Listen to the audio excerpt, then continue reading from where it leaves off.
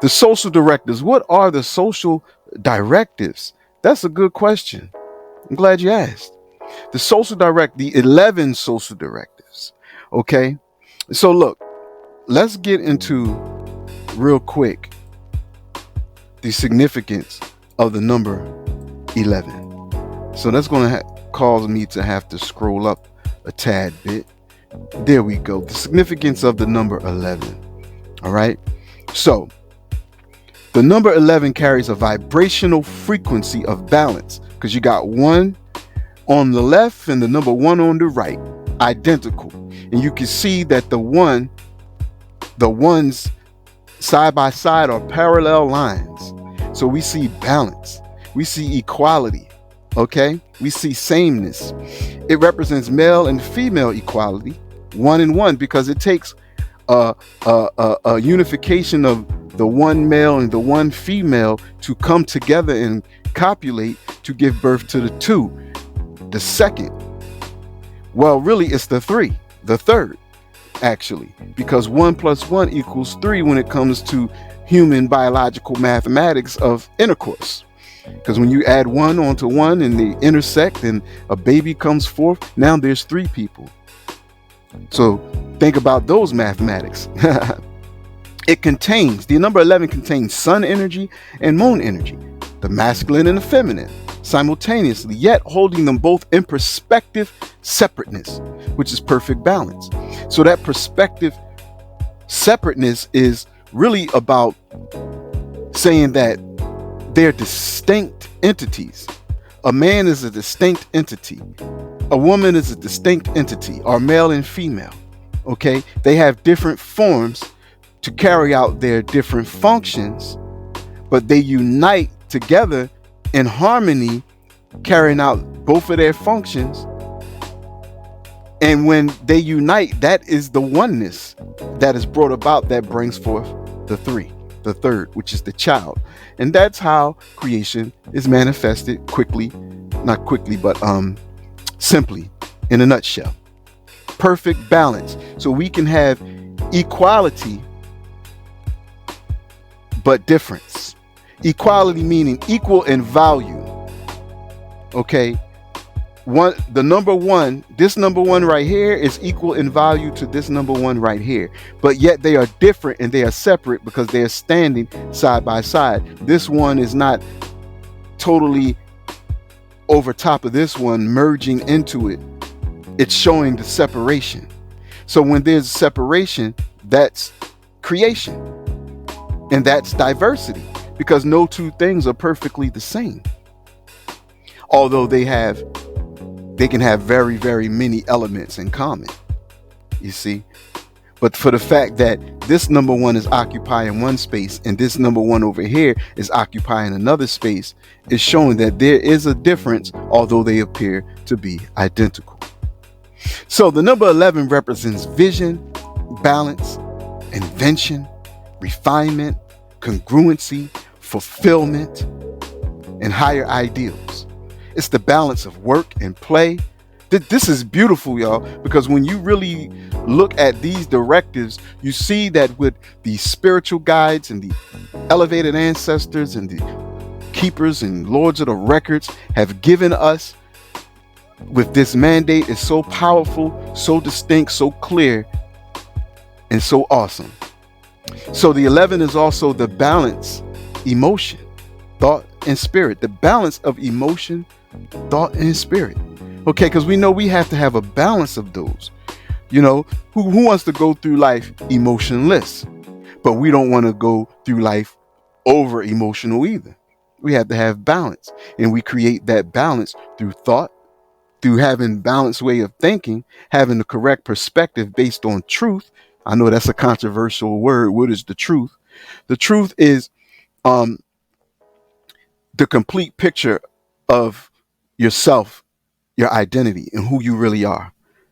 Okay, so the truth is not necessarily what is manifested in front of you physically as objects, because objects are temporary.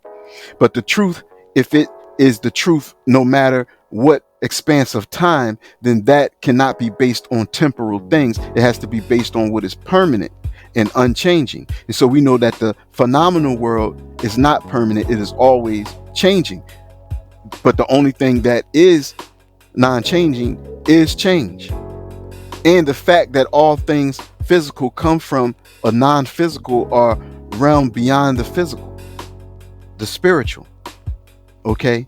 And so we balance our thoughts by growing in that truth, adhering to the recognition of that truth, and trying to shape our lives around that truth.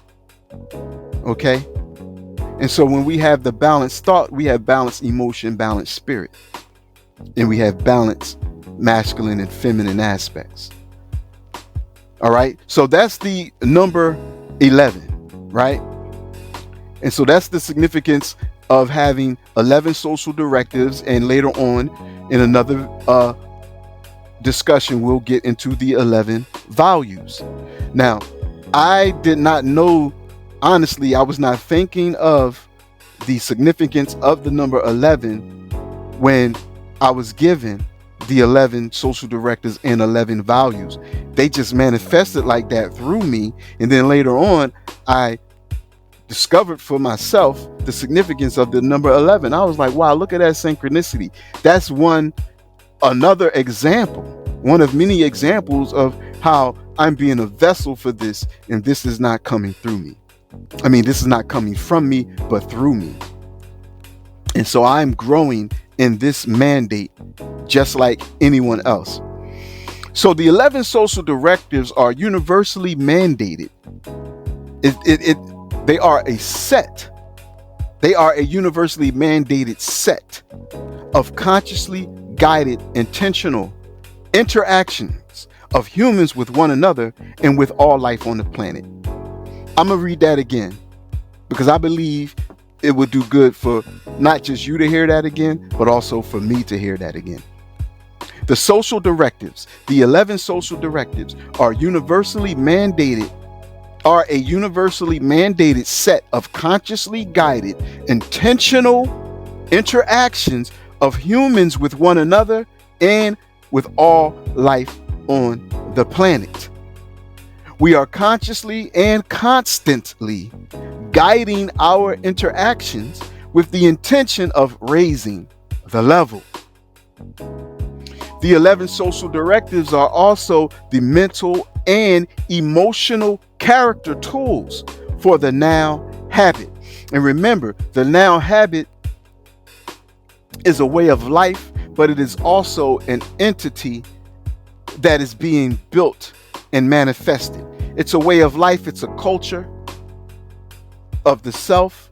It's a way to live, to live and to harness the power of the here and now through knowing your true power as a creator, as a creative being, and manifesting that at a moment-to-moment basis, right here and right now, manifesting your dreams and your highest vision of love for yourself and for the world. Right now. Where? Right here. But the now habit is also a network of warriors healing and building in teams. You see what we did there? NOWHABIT. Network of warriors healing and building in teams. And we know teams is together, everyone achieves more. That's beautiful. That is beautiful. And so to list out the details, okay, we're gonna bring up the homeboy right now. We're gonna bring up bam, that's my main man right there.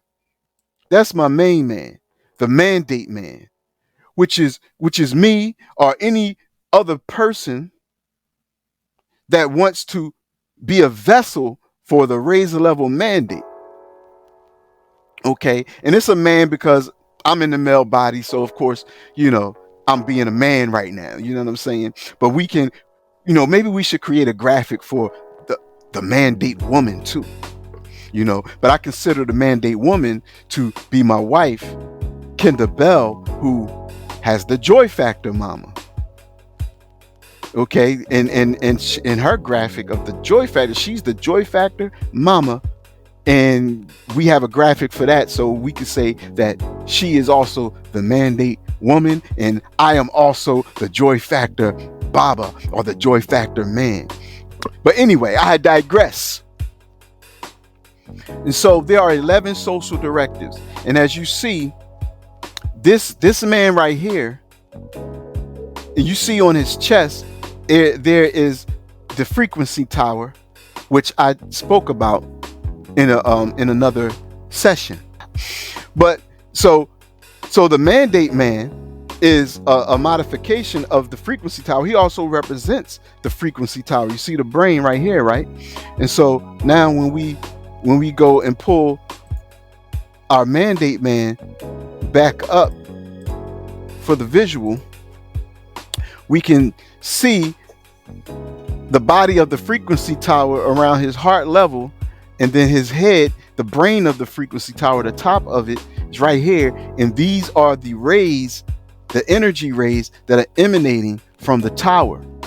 Okay, because the science of the frequency tower is that the energy that we the quality of energy, thoughts, emotions, etc., that we consistently broadcast attracts like energy, like emotions, like experiences back to us. So we're broadcasting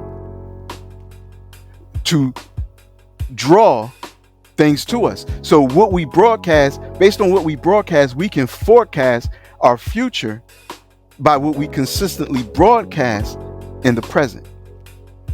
And so with these social directives, we are broadcasting constantly these directives.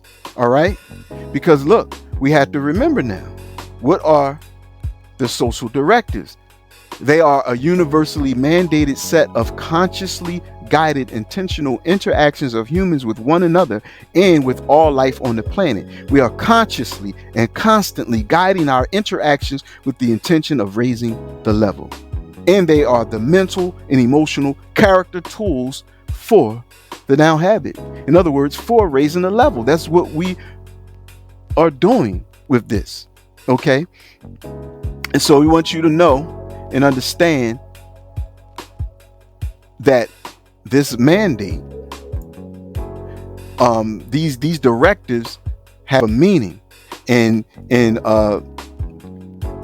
future sessions I will be sharing details one at a time about each directive. Okay, so now before I close, we're just going to run through every directive. Higher consciousness and vibrations. Constant creation raises vibration. I'm going to get into that science. Directive number 2, mindful communications, a sacred opportunity.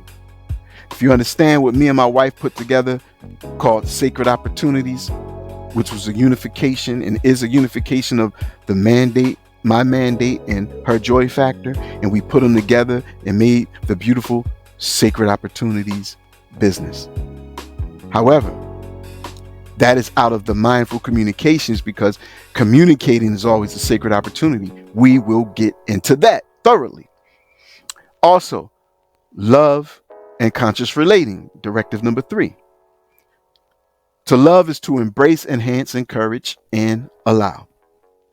Directive number 4, caring and sharing, the ultimate game changer. Oh yes, that is going to change the game, ladies and gentlemen, in your life individually and us as a collective, human collective on the world. Caring and sharing is the ultimate game changer. We'll get into that. Accountability and responsibility. Be able to count and respond. Yes, be able to count and respond. We'll get into that. Understanding and acceptance. Let us relate. We'll get into that. So where we at? We're at number, what was that? Number 6. Where we at? 7, 8, 9, 10, 11. So we're on number 7. Trust and forgiveness. The greatest gift that you can give yourself and that you can give another is trust and forgiveness. We'll get into that. Encouragement and knowing. Live in courage. Know thyself. Unity and cooperation.